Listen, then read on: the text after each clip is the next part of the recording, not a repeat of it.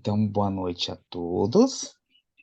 Eu até coloquei aqui no papel o que a Elaine costuma falar, né? Então, ela fala que sejam todos bem-vindos, né? Que esse é o estudo do livro Paulo Estevão, psicografia de Francisco Cândido Xavier, ditado pelo Espírito Emmanuel, que acontece todas as terças-feiras, a partir das 19 horas, e que todos estão convidados a participarem. É só entrar no Instagram do Recanto Espírita Sol de Assis, que tem lá o link para o formulário. E também a gente transmite, fica disponível posteriormente no YouTube, né? No canal do Recanto Espírita Sol de Assis. Quem não puder acompanhar aqui ou quiser acompanhar os vídeos anteriores, tá lá no nosso canal. Tem a playlist do Paulo Estevão. No momento, como é que tá aqui até na tela, acho que vocês estão vendo, né? É, Está no capítulo 6 da primeira parte, chamado Ante o Sinédrio. Acho que tá gravando, né? Eu coloquei, né? Coloquei. Bia, é porque eu vi a Bia e a Bia é nossa diretora, aquela que manda. Tá gravando. Então, então vamos lá. E a gente tava dando continuidade, lembrando esse capítulo, Estevão tá ali no Sinédrio, o Sinédrio que é a corte, a grande corte de Israel, da nação, né?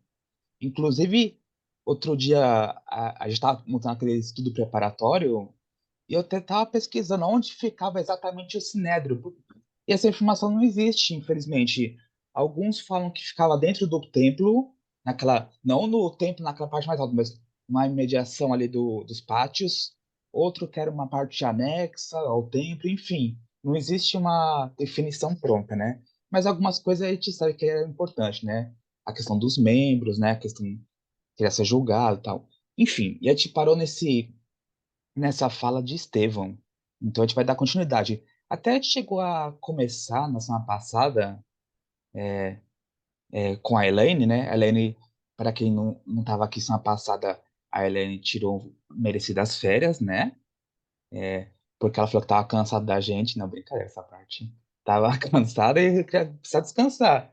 E ela pediu para assumir nas 3 próximas semanas. Então, tenho 3 semanas de indulgência para com o irmão ignorante, que ainda não sabe criar sala. Mas não desanime, porque daqui 3 semanas a Elaine volta, tá bom? Então, vamos perseverar até o fim. Quem persevera até o fim será salvo. Então, vamos lá. Eu fiz mais ou menos assim. Eu fui pensando, lendo, e a cada pontuação eu fui pensando num comentário, um pequeno comentário, tá bom? Aí quem quiser comentar também pode levantar a mão, pode abrir o microfone. Deixa eu colocar até aqui no chat. Deixa eu colocar aqui o chat para mim. Colocar aqui o chat. Ah, boa noite, Cristina. Cristina colocou no chat. É difícil acompanhar tanta coisa. E ele. Então vamos lá. Então, Estevão falando, ele fala, né? Israelitas. Por maior que fosse nossa divergência de opinião religiosa, não poderíamos alterar nossos laços de fraternidade em Deus, o supremo dispensador de todas as graças. Então, aqui o que mais me chama a atenção, a priori, né, é que ele clama por todos eles, israelitas, todos eles fazendo parte daquele povo, né, dos descendentes de Israel, né, de um dos patriarcas, que era Jacó, virou Israel, e é como se ele estivesse falando, por mais que nós tenhamos nossas divergências, e havia divergências de fato, a gente não pode pensar que o judaísmo do primeiro século era um movimento homogêneo, pelo contrário. Tinha, por exemplo, a gente já trabalhou isso, os fariseus, os saduceus, os essênios. Então, a gente vê que as religiões tendem a criar várias ramificações. Como a gente vê igreja protestante, então tem várias igrejas, igreja, enfim, mesmo no espiritismo, infelizmente isso já está acontecendo. Tem centros que aceita Ramatiz, tem centro que só aceita Kardec, tem centro que aceita apometria, tem centro, enfim. Infelizmente é do ser humano de começar a se dividir e no judaísmo de então acontecia isso mesmo. E ele falava, né? Estevão clamava, por mais que a gente tenha, às vezes, um pouco de diferença de interpretação, todos nós temos algo em comum, todos nós somos irmãos ligados em Deus, né? Filhos de Deus. Todos nós temos o mesmo Deus em comum. Isso vale até os dias de hoje, se a gente for pensar. A gente briga tanto, mas meu Deus é o mesmo Deus do católico, o mesmo Deus do protestante, o mesmo Deus do árabe, né? Então, a gente, enfim. E ele prossegue. Qualquer coisa você me interrompe, tá bom? E ele prossegue. É a esse Pai, generoso e justo, que elevo minha rogativa em favor de nossa compreensão fiel das verdades santas. Em outras palavras, né, traduzindo, que pedir a Deus que a gente tivesse, ou ele, no caso, tivesse compreensão mais clara das leis divinas. Então, por mais que aqueles religiosos se achassem detentores de toda a compreensão da verdade perante, com todo o seu orgulho, né? Ah, já são os doutores da lei, enfim. Estevão, mais humilde, um espírito mais evoluído, né? Já entendia que existe um grande abismo entre as leis divinas em si e aquilo que a gente compreende como as leis divinas, né? Então é muito interessante que ele pedir, né, isso, uma visão mais clara, porque nossa visão ainda é muito turva sobre a realidade, sobre Deus, sobre a existência. Tanto é que a gente se identifica ainda muito com a matéria. Então já mostra como que a gente tem uma visão ainda meio desnevoada, né? Se a gente for pensar, a gente não consegue compreender o todo, a criação, né? Eu acho interessante. Vou pegar um pouco de água. Outrora, nossos antepassados ouviram as exortações grandiosas e profundas dos emissários do céu. Para mim, aqui ele está remetendo diretamente à mediunidade, né? Eles ouviam a espiritualidade falando. Por mais que alguns vão falar, ah, não, porque era Deus que falava com eles tal. Mas não, Estevão já entendia que era os emissários do alto. Que hoje, com a doutrina espírita, sabe que estavam a serviço de Jesus.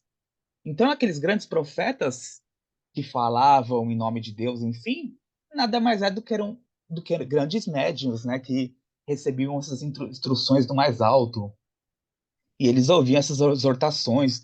Muitas coisas foram redigidas nos textos sagrados, né, outras nem tanto, ficaram na tradição oral. E prossegue. Por organizar um futuro de paz sólida aos seus descendentes, nossos avós sofreram misérias e penúrias do cativeiro. Então aqui é interessante que Estevão, por mais que tivesse aquela divergência naquele momento, ele começa a mostrar que eles tinham antepassados em comum. Olha, a gente teve antepassados que labutaram para cá onde a gente está agora, né? E todos aqueles nossos antepassados foram essenciais para que a gente tivesse aqui nesse momento. Estamos aqui hoje por causa desses grandes patriarcas, desses profetas, todas essas gerações e gerações que passaram, né? E ele começa também lembrando das dificuldades que aquele povo, que aqueles antepassados passaram para chegar até ali, para formar aquela nação. Então ele começa citando o cativeiro, a gente lembra dos dois grandes cativeiros que o povo passou, né? Primeiro no Egito, com aqueles séculos de escravidão, com a libertação por Moisés, e depois, séculos mais tarde, na Babilônia, que eles passaram aquele cativeiro de 70 anos, né? Enfim, então já começa a remontar que houve uma dificuldade por trás dessa conquista, vamos dizer assim. Que a gente chegou, onde eles chegaram onde chegaram por conta dessa construção, né? Esse tijolinho a tijolinho que foi erguido, esse grande monumento. E prossegue, seu pão era molhado nas lágrimas de amargura, sua sede angustiava. Olha o sofrimento, né? Então, porque eu vejo que ele traz duas necessidades básicas do ser humano: água e pão, né? Alimento e bebida. E aqui eu consigo, não sei se vocês também têm outras interpretações, mas eu consigo interpretar esse pão e essa sede tanto do ponto de vista material, porque de fato eles ralaram para. A gente sabe que Israel, né, a Canaã, era um lugar árduo, eles passaram pelo deserto que era muito árduo, mas também a gente pode ver também essa sede, essa fome do ponto de vista espiritual também, né? Essa busca deles sempre foi do ponto de vista espiritual, buscando essa relação mais íntima com Deus, para saciar essa fome, essa sede espiritual, né? Eu estou vendo aqui a luz, e a gente estava falando no outro estudo uma vez, acerca disso, de a gente às vezes sente-se vazio e tenta suprir essa fome do espírito com coisas da matéria. Mas o espírito não pode saciar sua fome com coisas da matéria, só coisas do espírito. Aí que Jesus vem oferecer a água viva, né? Aquela que sedenta a sede, né? A gente vai trabalhar um pouco mais depois. Até aqui, nesse slide, alguém quer comentar uma coisa ou vamos prosseguir? Eu acho, André, que mais uma coisa, é só fazendo uma observação, Claro, claro. ele está pontuando, ele é tão inteligente nesse momento, né? Já foi no primeiro discurso. Nesse, ele consegue ser tão qual inteligente ele foi no primeiro. Mas ele está colocando aquelas pessoas, todos eles que estão ali no mesmo nível, Exato. né? São todos herdeiros de uma nação única. Todos ali, porque naquele momento, né, era uma nação. Vamos colocar assim, ele não está se reportando a outros países, nem a outros lugares, porque isso não era o que estava Uhum. sendo discutido naquele momento. Mas ele falando do Pai generoso e justo, que já os orientava através de outros seres humanos, como eles, que eram os profetas, e que naquele momento Paulo, Saulo e os outros estão questionando tudo aquilo que ele falava, e ele fazia, e Pedro fazia, e os outros faziam. Olha, eles não faziam nada mais do que os profetas faziam. Era exatamente a mesma coisa.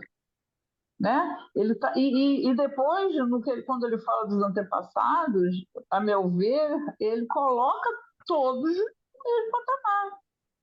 São todos ali herdeiros de um mesmo legado, né? É muito bonito, eu acho essa parte muito bonita.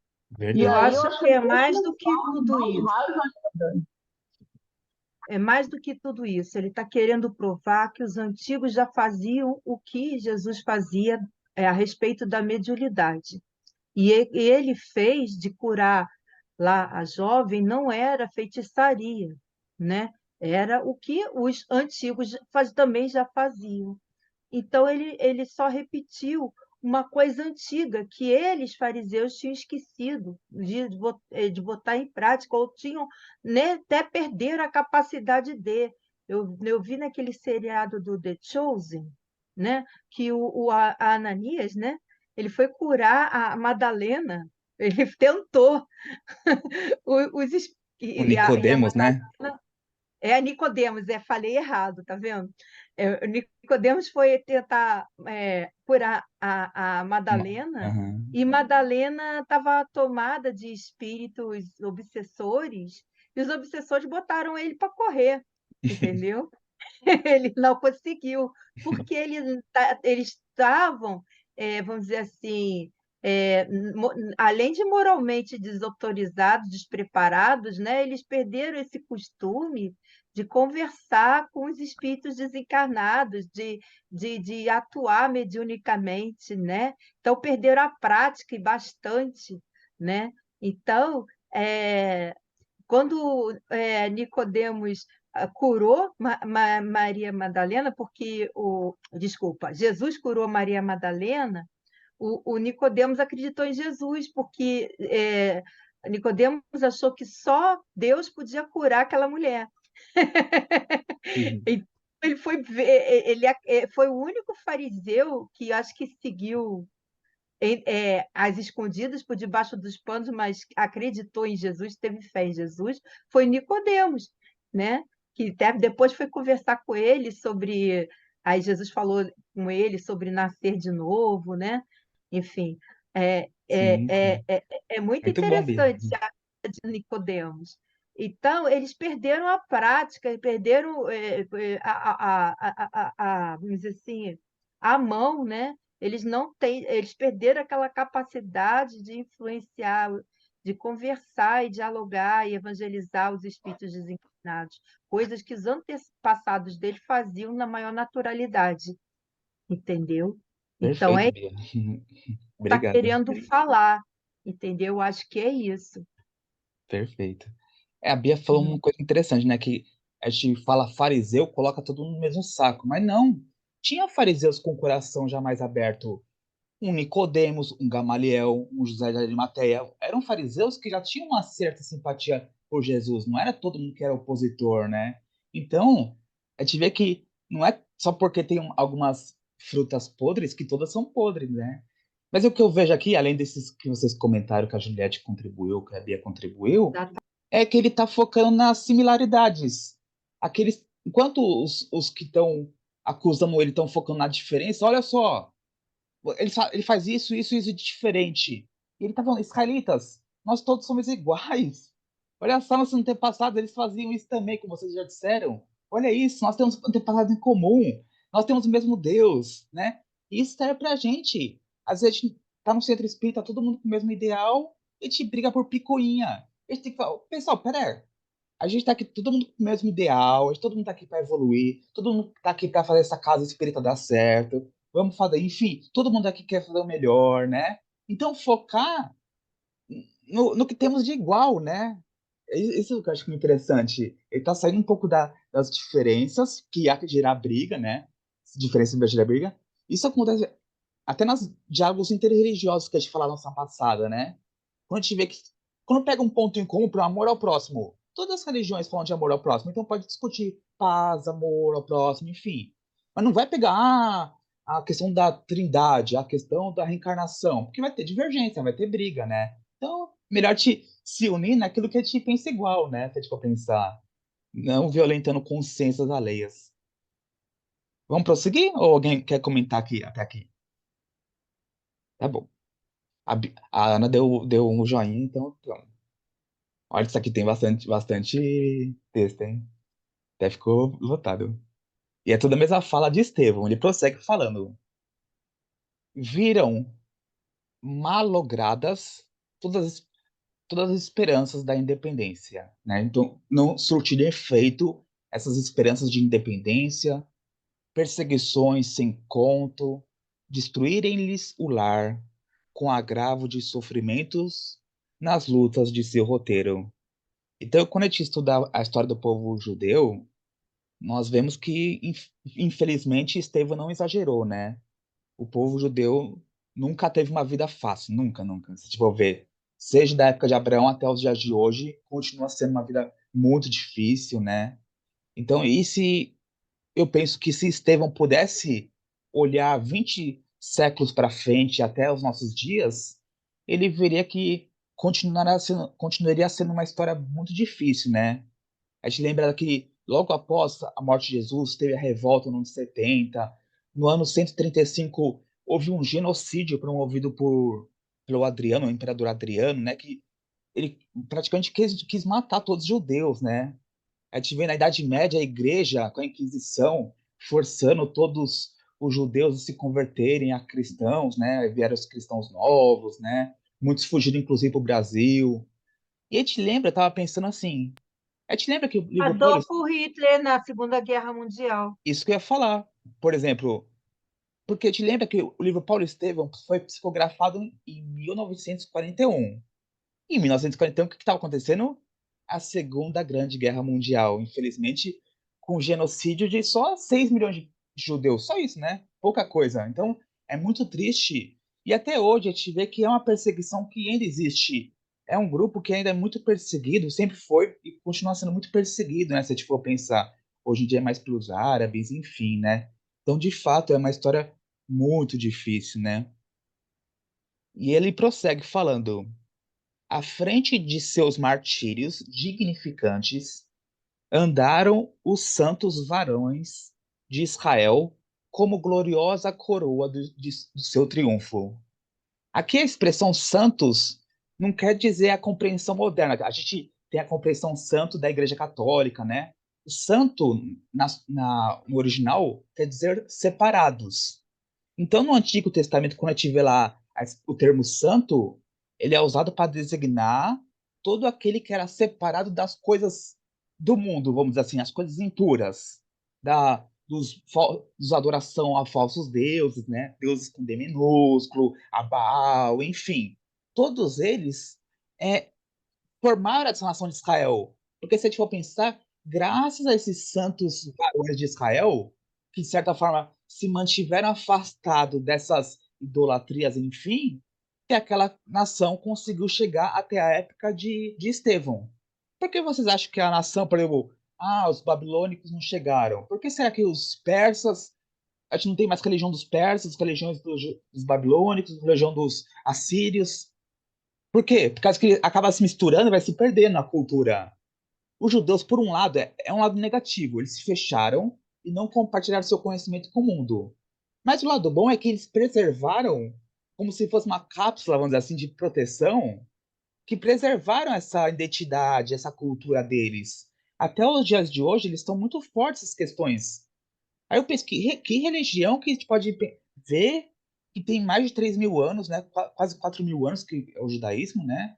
Então essas santos varões de Israel, né? Que perseveraram naquela crença num Deus único, por mais que às vezes a multidão, que o povo mesmo, a gente está estudando no Antigo Testamento isso, às quintas-feiras a Juliette está com a gente lá, é, por mais que o povo muitas vezes queria envergar uma crença a outros deuses, a um bezerro de ouro, a um Baal, a um Dagon, enfim, a gente sempre teve grandes profetas, grandes é, espíritos naquela nação que estavam encarnados para meio que orientar. É como se fossem pastores guiando ovelhas. Olha só, vocês estão se desviando. Opa, volta para cá. Então a gente vê grandes profetas puxando a orelha do povo no bom sentido, né? Chamando a atenção, opa, vocês estão se desviando, vamos voltar aqui. E foi nessa condução que a gente chegou até o primeiro século com a vinda do Cristo. Porque se não fosse essa condução, essas ovelhas teriam se perdido, vamos dizer assim, nessas ovelhas de Israel, digamos assim, né?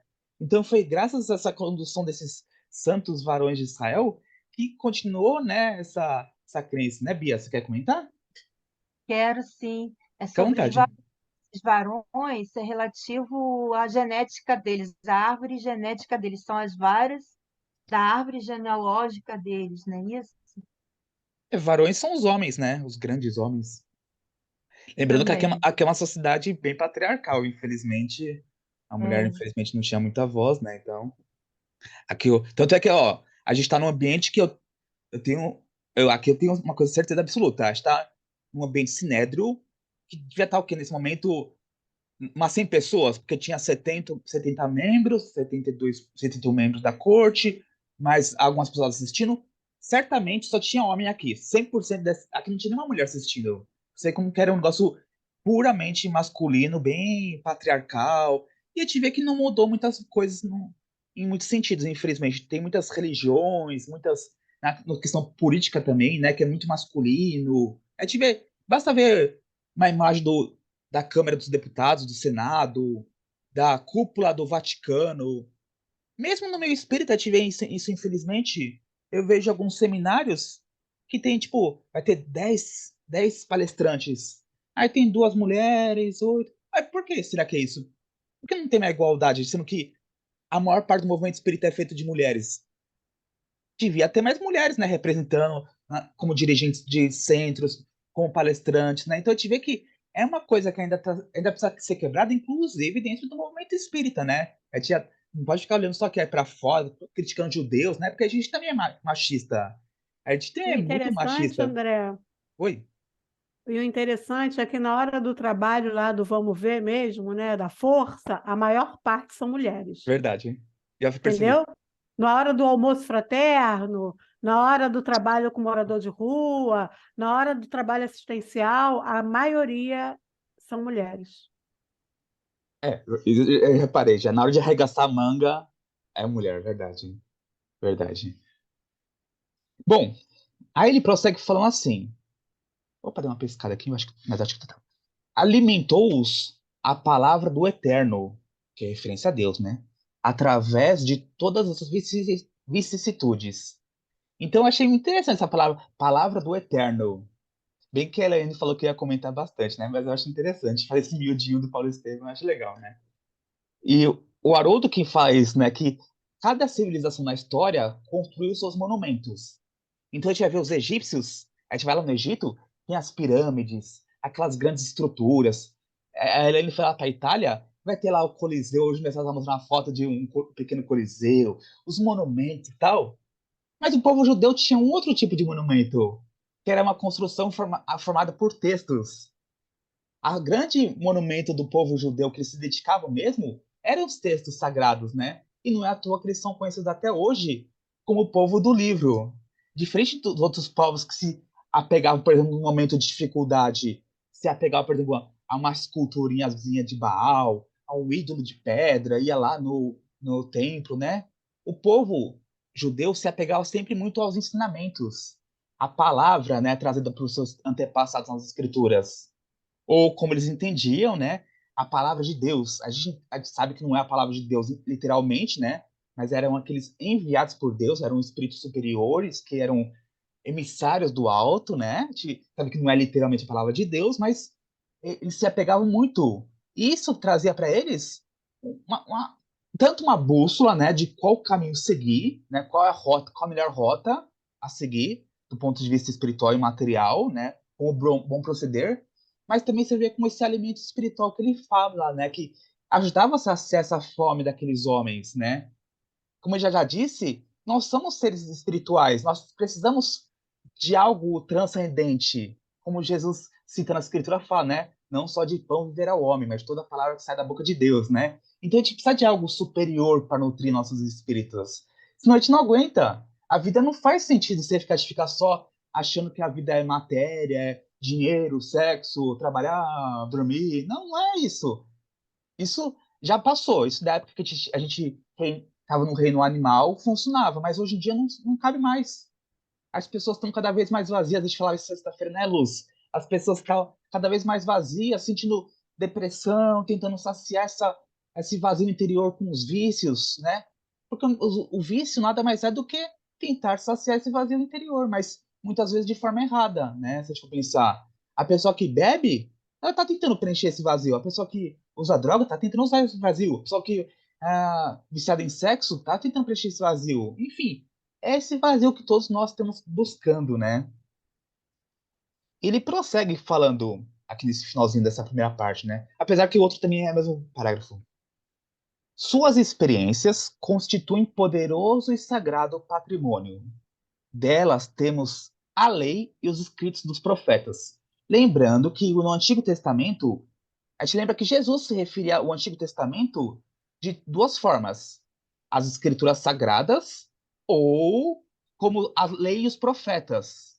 A gente, eles não têm essa denominação Antigo Testamento como a gente tem hoje em dia, por causa que para eles, até o dia de hoje, é um atual testamento, não tem? Para eles não é antigo, né? Então, eu acho interessante essa parte, porque a gente vê que através das experiências vivenciadas por esses antepassados que foi formado a Taná. A Taná nada mais é do que o que a gente conhece como Antigo Testamento. Para eles tinham a Taná. Então foi a experiência daqueles antepassados. Então, isso é muito interessante porque quando a gente vai estudar o Antigo Testamento, a gente vê que nada mais é do que o relato de pessoas, né? São espíritos simples e ignorantes, digamos assim, ou melhor dizendo, não é simples e ignorante, mas que não eram tão evoluídos. Não que a gente seja. A gente não tá muito distante dele, né?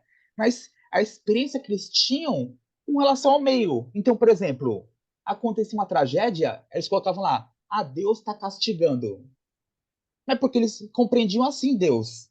Será que Deus está castigando de fato? Ou aconteceu um determinado fato e eles acharam que fosse um castigo? Então, por isso que o Deus do Antigo Testamento, se a gente levar na literalidade, às vezes não é muito bem compreendido, né? Se a gente pensar. Mas por quê? Porque é a visão do homem. O homem ainda com suas lentes ainda um pouco não muito límpidas, né? Vamos dizer assim, né? Então a gente não tinha uma compreensão muito boa na época. Então tudo que acontecia ou era um favor de Deus ou era um castigo de Deus. A pessoa ficava doente. Ah, era castigo de Deus. Não tinha essa compreensão de micróbio, de bactéria, de saúde, que a gente tem hoje em dia, ou de lei de causa e efeito. Não tem essa questão. É castigo de Deus. Ah, eu fiquei rico. Ah, então é bênção de Deus, né? Então, tudo acontecia por bênção, castigo de Deus. E isso foi relatado nas escrituras. Então, a gente vê isso, nada mais é do que a relação do povo com a sociedade como um todo, né? Com a religião, com Deus, né? E conforme eles iam avançando nessa compreensão, as escrituras iam avançando. Então a gente vê que, mesmo no Antigo Testamento, há uma evolução da compreensão de Deus, que a gente vê. E por que não dizer também da relação, a interação mediúnica daquele povo, né? Porque a gente vê o livro dos profetas, nada mais é do que são interações mediúnicas, né? A gente fala que, doutrina espírita, mediunidade. Não, daí é muito antes, né? É que não tinha esse nome, evidentemente, não tinha nome médios, né? Mediunidade, mas era a experiência daquele povo com a mediunidade, aquela compreensão de Deus, né? Eles achavam que era Deus, né? Então, eu não tenho receio em afirmar que não era um patrimônio sagrado somente para aqueles judeus do primeiro século, mas continua sendo importante para nós cristãos, se a gente for pensar. Sobretudo quando a gente está aqui na terceira revelação. Aí eu penso assim, vamos imaginar um prédio. A terceira revelação seria o terceiro andar. E se a gente demolisse o primeiro andar, que é a primeira revelação? O prédio desmorona. Então a gente precisa dar na primeira revelação. A doutrina espírita, por mais que a gente ache que é independente e tal, não, a gente depende da primeira e da segunda revelação. Tá assentado. Porque a doutrina espírita, a gente estuda Jesus, mas para entender Jesus, entender o contexto de Jesus, entender o evangelho, a gente precisa entender o Antigo Testamento, a sociedade daquela época, o que ele estava falando, enfim, né? Então tá tudo lá, se a gente for pensar. Por isso que eu acho que cada vez mais a gente vai vendo iniciativas, tanto do estudo do evangelho na doutrina espírita, que é um movimento que está começando muito forte nas últimas décadas, né? Iniciativas do Seu Honório, a gente vê NEP, Evangelho Rede Vivo, Emerge, aqui no Recanto a gente tem estudo, né? Mas também vai chegar um ponto que a gente vai fazer também o caminho também para trás. Opa, para entender o Evangelho, a gente precisa também entender o contexto onde estava Jesus. Quem eram aqueles que ele falava? Que língua é essa que ele falava? Do que ele falava? Que Deus era esse? Que compreensão de Deus ele falava? E a gente vai ter que lembrar que tem um Antigo Testamento, né? A primeira revelação. Então é muito interessante que é um edifício onde um está sentado no outro, né? Vocês entendem assim também? Concordo, amigo, em gênero, número e grau. Gênero, Sem número e o grau. Antigo, 100%. sem o Antigo Testamento, seria impossível entender o que se diz, o que todos os apóstolos, os discípulos escreveram. Sim. Jesus se referia aos profetas o tempo inteiro, e foi a formação dele. Ele Não era podemos judeu, falava esquecer para judeus, né? jamais, não podemos esquecer jamais que ele veio de uma comunidade, né? Ele estava inserido numa comunidade, ele não Sim. estava planando no tempo e nem no espaço, ele estava porque a missão que ele tinha necessitava que ele estivesse ali inserido naquela comunidade, né? Perfeito. E, consequentemente, com os conhecimentos que aquela comunidade, ele se utilizava o tempo inteiro da linguagem e do conhecimento para se fazer entender, gente. Não adianta você querer ensinar em inglês na Turquia, ensinar gramática inglesa na Turquia, porque não vai funcionar. Sim. Né? Perfeito. Então, ele precisava justamente de tudo aquilo. E outra coisa, não podemos nos esquecer que foram os precursores. Né? Tudo que está. O Apocalipse se refere a Gênesis. Se você não entender a Gênesis, ou pelo menos não conhecer o livro de Gênesis, você não entende o Novo Testamento. Porque é o tempo todo fazendo referência ao livro de Gênesis.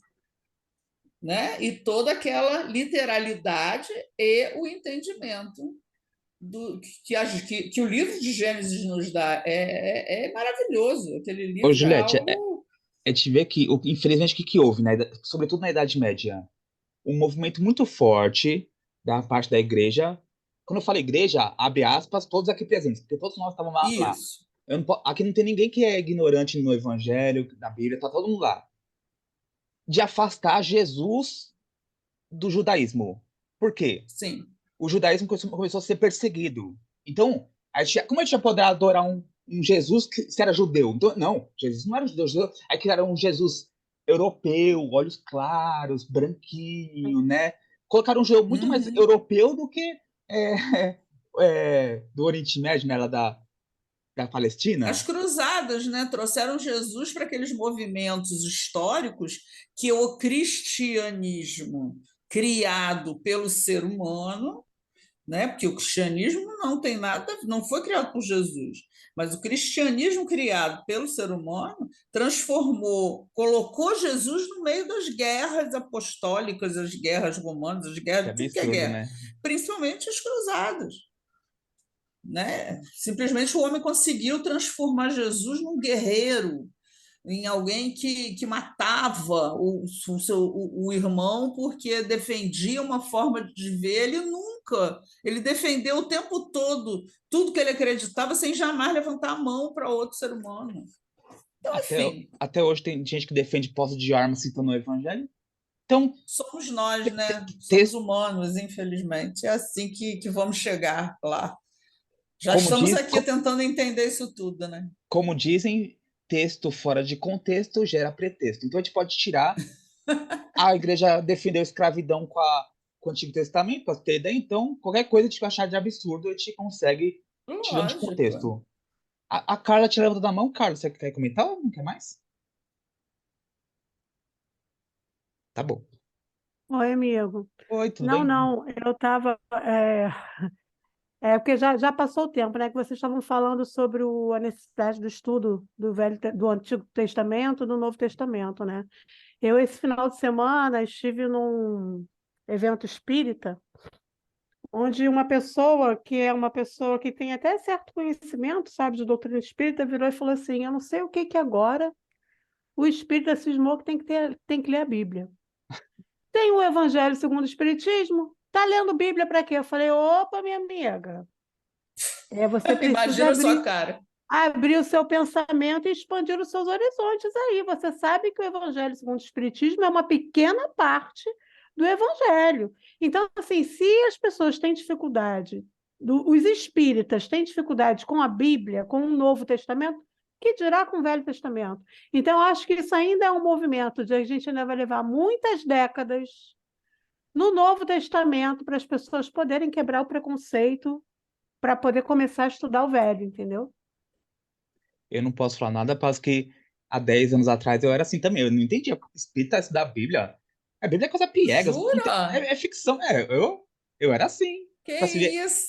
Até eu tive mestrado de Damasco, conheci Jesus. Porque até então, tipo assim, eu não entendia. Tipo assim, eu gostava do espiritismo científico, tá? Mas essa parte de misturar. Que mania de espírita misturar Jesus com o espiritismo? Eu não gostava da parte religiosa. E Achava, nossa, assim, eu percebi que ela não gostou do meu apontamento, porque assim, tem dificuldade mesmo, né? Para a maior parte do espírito, graças a Deus, isso está mudando, né? Vê-se aí a quantidade de NEPs, de EMEGs que estão pipocando no mundo inteiro, mas a maior parte dos espíritas se restringe a estudar só o Evangelho segundo o Espiritismo, exato. infelizmente. Uma pena, uma pena, Aqui porque em a São Paulo Bíblia tem muita é resistência. algo, simplesmente, o Antigo Testamento tem uma linguagem e tem um poder histórico, te estimula, se você estiver com vontade de estudar, te estimula a conhecer os hebreus e a cultura hebraica, que é algo. Gente, todos nós temos a cultura hebraica dentro de nós. Isso é líquido, certo? Então é algo muito maravilhoso. Os hebreus eles tinham uma forma de ver o mundo, um contato com a natureza, uma riqueza gramatical maravilhosa e uma forma de definir, não é isso, André? Uma forma de definir a natureza e a espiritualidade na natureza de uma forma lógica e clara, E que poética, né? na Vê o verdade livro de Gênesis, né? É pura poesia. A criação em é 7 dias. poesia. Não é científica, é poesia. Não, é pura poesia. Ali não tinha nenhum cientista. Se você pegar o livro de Gênesis com a ótica de que quem escreveu aquilo ali eram agricultores, Pastores, né? pastores, mas eles tinham uma forma de enxergar a natureza e tudo que Deus colocava na natureza de uma forma muito clara. Era claro para eles. Os salmos, a maneira como aquilo era cantado, infelizmente para nós, conseguir entender os- o Antigo Testamento sem o hebraico é mais difícil, mas a gente consegue. Se eu tiver abertura de mente, né? Você lê aquilo sabendo que aquilo ali é a primeira revelação e que sem aquilo, como você falou, sem o primeiro andar não tem como existir o segundo nem o terceiro, gente. Exato. E eu digo mais, claro, a gente está num contexto cristão, o espiritismo é cristão, a gente tem que estudar o Antigo Testamento, mas a gente pode pegar qualquer texto sagrado, que a gente pode tirar ensinamentos profundos e espirituais, né, com um olhar espírita. Hoje, a gente só muda as palavras, mas a gente vai ver ensinamentos no budismo, Então, no lógico. hinduísmo, tipo assim, a gente pode pegar qualquer texto, o Corão, a gente vai pegar textos, a gente pode ler a luz da doutrina espírita, qualquer texto sagrado que a gente tire bons ensinamentos também, né? Ou não sagrados, né, André? É, Você também. pode ir lá na filosofia, pode ir a Sócrates, Platão e qualquer um deles e achar todos os ensinamentos que a doutrina espírita nos dá em todos esses textos, É. Porque desde que queira. o espírito não é dono da verdade, né? Se a gente for pensar, Não, é só uma de lente, forma uma posição a alguma. mais, mas a verdade é múltiplos caminhos, É né? verdade liberta, né? E você tem que se libertar para poder conhecer a verdade, é um ciclo.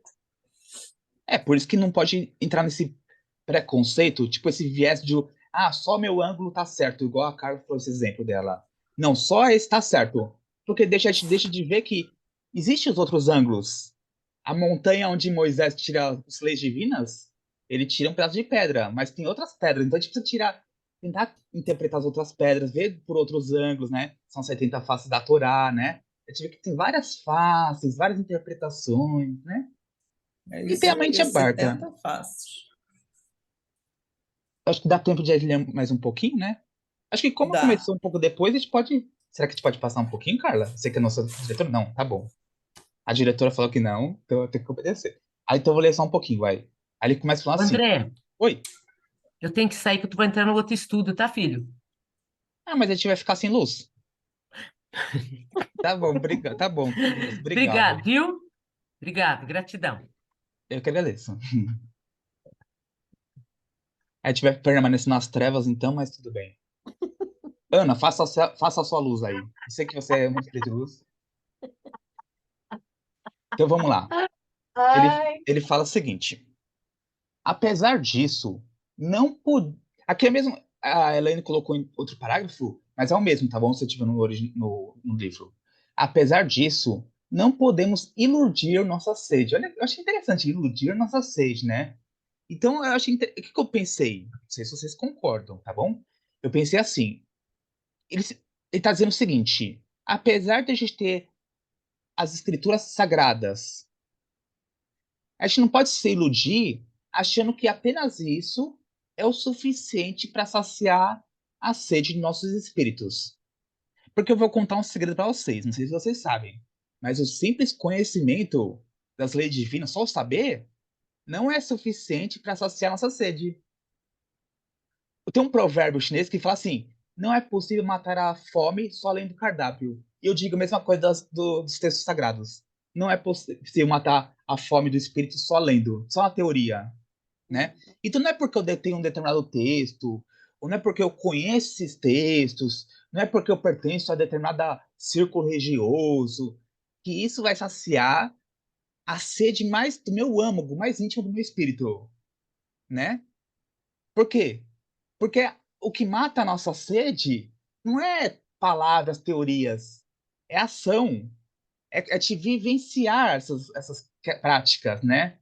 Então, sim, a Carla tá falando que daqui a pouco a gente tem radiação, né? Sim, verdade, Carla. A gente tem que ficar pontual. Então a gente não pode achar que só o texto pelo texto, a letra que é morta, né? Basta para saciar nossa sede. Se a lei é de amor e amor é vivência, amor não é teoria. Não posso falar, amar e cruzar o braço, amar e ficar deitado. Não, amar é ação. Eu não consigo amar. É movimento, é ação, é colocar em prática, né? Então, é isso que vai matando nossa sede, né? Se a gente for pensar. E eu acho que aqui estava dando um puxão de orelha nesses doutores da lei, muitos deles, né? Não sei se todos, acho que todos é muito generalista, mas alguns, boa parte, vamos dizer assim. É, muitos colocavam as escrituras debaixo do braço e, sou dono da verdade, acabou, não. E ele fala, não, isso é uma ilusão. No fundo, a gente também tem sede. O Saulo tinha sede. O Saulo, por mais que tivesse tudo que um ser humano podia almejar, dinheiro, uma boa mulher, fama, poder, beleza, tal, ele tinha essa sede. Ele via os primeiros cristãos, seguidores do caminho, e não entendia. Porque eles tinham aquela paz nos que eles não tinham nada de material, né? Como eles conseguiram não ter essa sede? E o próprio Saulo, por mais que tivesse conhecimento gigantesco das leis dos profetas, né? Às vezes trazidos pelo seu rabino Gamaliel, ele tinha essa sede. Mas até aqui ele vivia nessa ilusão, ele não percebia que ele tinha sede. Ele só foi perceber que tinha sede posteriormente, né? Deixa eu pensar. Então muitos de nós passamos a vida toda achando que a gente está pleno, e tal, mas no fundo a gente está escondendo uma sede, uma fome que está lá atrás, né? Nosso estômago está roncando, deixa eu pensar, né? O Paulo tinha um vazio espiritual. Ele Perfeito. tinha aquele vazio, ele tinha tudo, mas não estava preenchido. Exato. Infelizmente. E a gente vai ver que o grande questão do livro Paulo Estevão é isso, né? Que na segunda parte ele vai fazer tudo para preencher esse vazio, mas ele começa a entender que não é mais uma luta externa, como na primeira parte, mas uma luta interna. Ele vai entender, né, que é outra questão, não é só saber a lei. Porque na primeira parte do livro, ele conhece muito bem a lei. Na segunda parte, ele vai colocar a lei em prática, né? Eu digo a lei não é só Jesus, por causa que no Primeiro Testamento, a gente sabe que tem as leis humanas, mas tem as leis divinas, como Kardec trabalha no primeiro capítulo do Evangelho segundo o Espiritismo, né? Então, como Estevão conseguia aplicar, a gente vai ver que Saulo também começou a aplicar, né? Deixa eu ver. Então, essa trajetória do Espírito. E somos todos nós, são Saulos para virar Paulos, né? Trazendo para nós, não é, irmãos? É essa sede que nós temos. Nós temos o conhecimento doutrinário, praticamos, vamos na casa espírita, lemos, estudamos, mas muitos de nós ainda temos esse vazio, mesmo Perfeito. conhecendo a doutrina, conhecendo, né, o Pentateuco. É Sim. exatamente isso, trazendo para os nossos dias. Eu conheço palestrante espírita que tipo, tinha um grande conhecimento na casa espírita que meu pai frequentava e cometeu suicídio. Aí eu penso, Uau. será que só o conhecimento espírita é suficiente? Ou é necessário que esse conhecimento desça para o coração e reverbere nos nossos sentimentos? Será que fica só na mente? É uma coisa, né? É Então, necessário praticar é o exato. conhecimento. Por isso que a Alcione sempre falava, né? O caminho. Também serve para o espiritismo. Conhecer, meditar, sentir e viver. Se a gente ficar só no primeiro degrau do conhecer, Uhum. felizmente vai ser um conhecimento legal. Pode ser que uma sementinha que brote no futuro, tal, mas não gera frutos ainda, o conhecimento por si só, né? O que ilumina mesmo é a vivência. É o que gera luz, né? A gente ilumina. Por falar em luz que ela saiu. Pessoal, a gente deu o nosso horário. A luta diária contra nós mesmos, né? A nosso jeito de ser rápido, a nossa raiva. Exato. Bia, Tem a vezes minha luta não é que contra. eu fico com raiva de não ter, de ter raiva. Olha só. Sim. A minha luta não é para ser melhor que você, melhor que a Carla, melhor que a Ana, melhor que a Paola, Maria, melhor. Não! Eu tô aqui para ser melhor que eu. Eu não tô aqui para competir com vocês. Quero ser melhor que ninguém aqui. Eu quero ser melhor que eu. Se a cada dia. Quem é melhor do que ninguém? Ninguém. Exato. Se a cada dia eu me tornar um pouquinho É tudo melhor do que. igual, a gente está tudo no mesmo navio. Então, a gente aqui, então, Exato. planeta Terra, mundo de provas e expiações, onde o mal predomina, infelizmente, entendeu? Verdade, Bia. E a gente é aqui lutando contra a maré, Nós estamos entendeu? lutando Mas, Que não por é Bia, nós fácil, não. próprios. Eu passei esses dias por uma situação que, meu Deus do céu, eu fui posta à prova. Eu acho que eu tirei 5,0, não tirei 10, não, sabe? Porque eu consegui me controlar e não avançar na pessoa e bater, mas eu fiquei com muita raiva dele. Mas, Bia, você falou do mal do mundo. Esquece o mal do mundo. Foque no mal que existe dentro de você, que é isso que é o importante, tá bom? Esquece Exatamente, isso. exatamente. Aí depois eu fiquei com raiva de ter sentido raiva, entendeu? Você não está entendendo a É o bom depressão combate que eu de fiquei Paulo, né? depois. Exatamente, Porque a é isso que eu queria depressão que eu falar. fiquei depois, do mal que eu fiquei, assim, com muito mal, porque eu, entendeu? O bem Eu que eu senti quero, raiva. esse eu não faço. O mal que eu quero. Não Ainda quero. fiquei perguntando por que existe a raiva no mundo? Por que Deus fez isso com a gente? Ah, ainda culpou Deus. Porque Deus É, fez isso com a gente. bom, Bia, bom, vamos pessoal. orar, Não é vamos culpa de Deus, fechar. é da gente, mas por que essa situação Ah, existe, né? não, Mas eu tudo sei. bem. Infelizmente, nosso tempo passou muito rápido, né? Eu não sei o que acontece quando eu tô com vocês, que o tempo passa mais rápido. Eu não sei o que acontece. Quando o Acho estudo que é bom, é sempre é, assim. A gente acho que é um tem milagre, sempre porque meu vontade de relógio aqui, estudar. ó. Eu olhei agora há pouco, era 19 horas, já são 20 horas.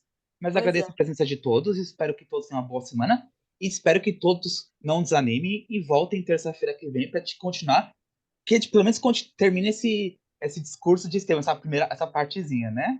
Então eu agradeço. Obrigado, pessoal. Alguém gostaria de fazer nossa prece para encerrar com chave de ouro?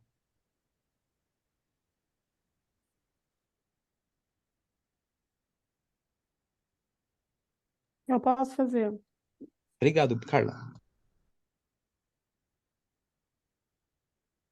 Então, vamos fechar os nossos olhos, abrir o nosso coração e agradecer. Pai amado, Mestre querido, mais uma vez aqui reunidos em torno de lições tão valiosas trazidas por Paulo, Estevão e todos os nossos irmãos envolvidos na divulgação do teu evangelho de amor e de paz. Nós somos gratos, mestre, pela oportunidade do estudo, pela oportunidade de estarmos reunidos em um grupo fraterno, pela oportunidade da vida. E então, mestre querido, te pedimos nesse momento que as vibrações amorosas que cada um de nós sentimos aqui sejam espargidas para todos os nossos companheiros de estudo, para nossa querida amiga Elaine, para todos os nossos irmãos mestres em humanidade, que precisem do teu consolo, do teu amparo, do teu acolhimento. Então, mestre, mais uma vez, juntos te agradecemos pelo tanto que recebemos, pois sabemos, mestre, que o Pai, em sua misericórdia infinita, sempre nos manda bênçãos além daquelas que merecemos. Então, com os corações muito gratos pela oportunidade de reunião, nós te pedimos a tua permissão, a permissão de Francisco e de Clara, mas, acima de tudo, a permissão de Deus, nosso Pai de muito amor e muita misericórdia, para encerrarmos o estudo dessa noite. Ser conosco, mestre querido, hoje e sempre. Que assim seja. Que assim seja.